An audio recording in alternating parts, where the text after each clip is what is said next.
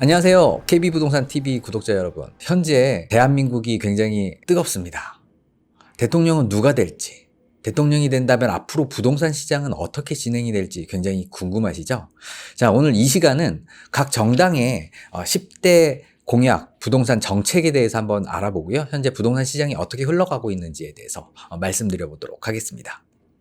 민주당 대선 후보로 이재명 후보가 선거운동을 하고 있습니다.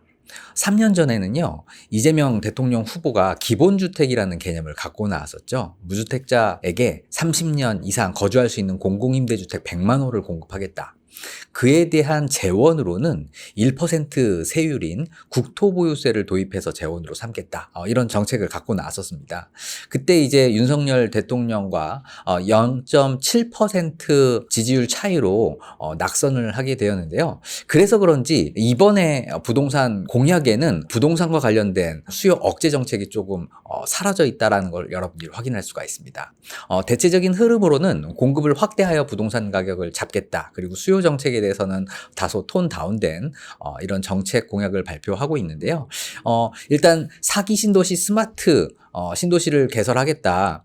컴팩트 시티라고 불리는 현재 국토교통부에서 제안하고 있는 컴팩트 시티는요, 철도역으로부터 500m, 1km 이내에 지역 위주의 입지와 주거와 그리고 일자리가 같이 공존하는 컴팩트 시티를 개설하겠다라는 정책이 공급 확대 정책으로 펼쳐질 것 같고요.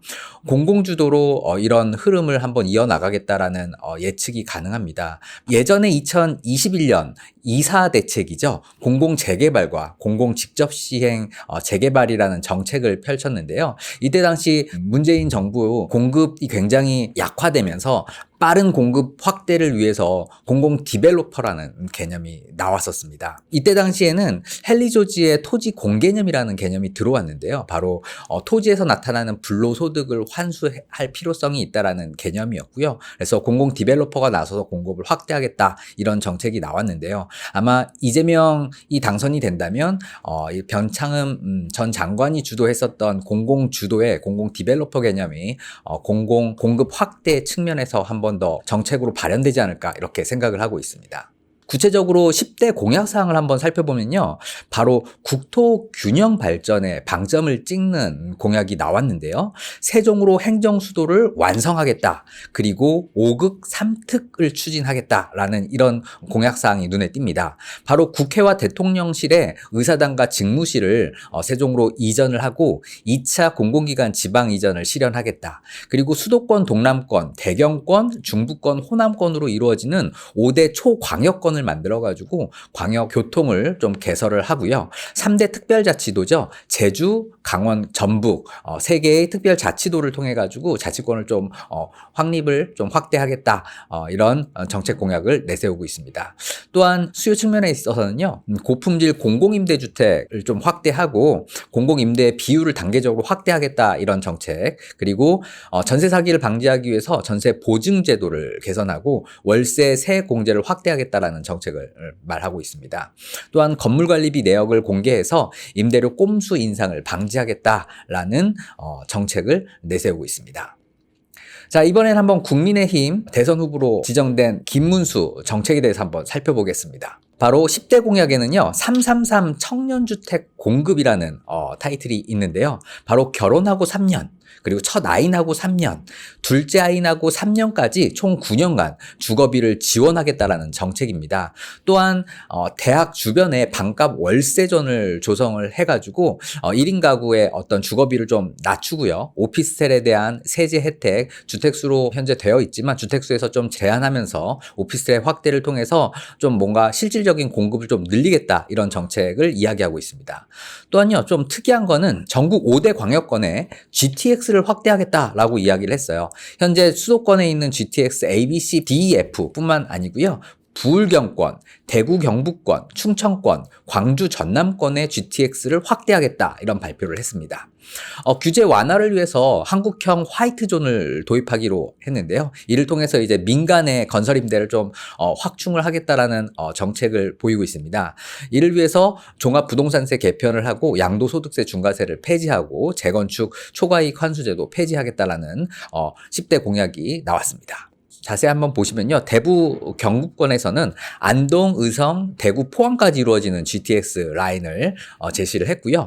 대전, 충청권입니다. 청주에서부터 오송, 그리고 세종, 대전, 정부, 청사까지 이루어지는 이런 GTX 라인. 또한 부산, 울산, 경남권에서는요. 울산에서 시작하는 부산, 창원, 그리고 가덕, 신공항까지 이루어지는 GTX 라인을 제시를 했고요. 광주, 전남권 같은 경우에는 장성, 광주, 나주, 목포까지 이루어지는 이런 GTX를 확충을 하겠다 이런 공약을 발표를 했습니다.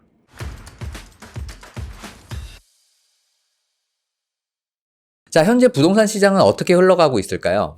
전국 주택 매매는 지금 상승 전환했고요. 서울은 상승폭을 지금 확대하고 있는 상황입니다. 보시다시피 서울은 월간 기준으로 0.62% 상승을 했고요. 5대 광역시가 아직까지 흐름이 좀 좋지 못해요. 울산만 빼놓고 현재는 계속 하락하고 있다 정도로 이해하시면 되겠습니다. 전세 한번 살펴볼게요. 전세는 서울도 상승을 하고 경기권도 상승을 하고 있고요. 5대 광역시에서는 광주, 부산이 지금 전세가 상승하고 있는 상황이다라고 보시면 되겠습니다. 서울은 강남권이 상승을 하고 강북권이 하락을 했었는데요. 최근 주간 통계를 보면 서울 전 자치구가 지금 상승하고 있습니다. 경기도에서 특히 과천 같은 경우에 전국 상승률 1위를 기록할 정도로 상승세가 굉장히 거칩니다. 강남 2.78%, 강남 상승하고 있고요. 양천, 성동, 강동구 같이 상승하고 있다는 것을 보실 수가 있습니다. 과천 같은 경우에는 지금 현재 한 달 동안 2.98% 상승을 했죠. 이게 연간 상승률로 보면 보통 30% 넘는 수준의 상승 속도를 좀 보이고 있습니다. 그래서 과천이 상승이 굉장히 좀 빠르다. 평택이나 파주, 고양, 일산, 서구, 의정부 같은 경우에 지금 흐름이 좀 안 좋다라는 정도로 이해하시면 되겠습니다. 그래서 서울도 지금 흐름이 지금 현재 주간으로는 전국적으로 동조화되고 있지만 아직 모든 지역이 상승하고 있는 것은 아니다라는 걸 여러분들이 좀 확인할 수가 있습니다. 그래도 그 온기가 조금씩 퍼져나가고 있다 정도로 이해하시면 될 것 같아요.